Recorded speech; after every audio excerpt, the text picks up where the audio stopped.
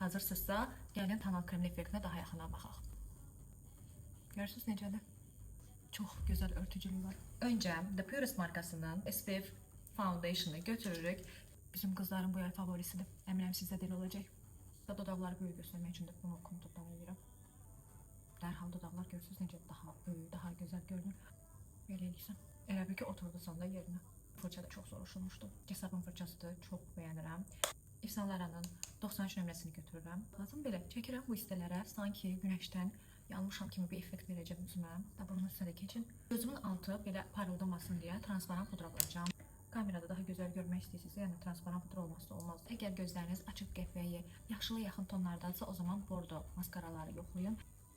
Artıq bitir. Bax bundan belə biraz da artırıram. Flormarda 3 dənə rəng var burada. Bu 18 nömrə nude bir rəngdir. 17 nömrədir. Bura çəkim. 13 nömrə. O da bax budur. Çox qərarsızam hansını çəkim? 18-də. Məncə 18-i çəkim.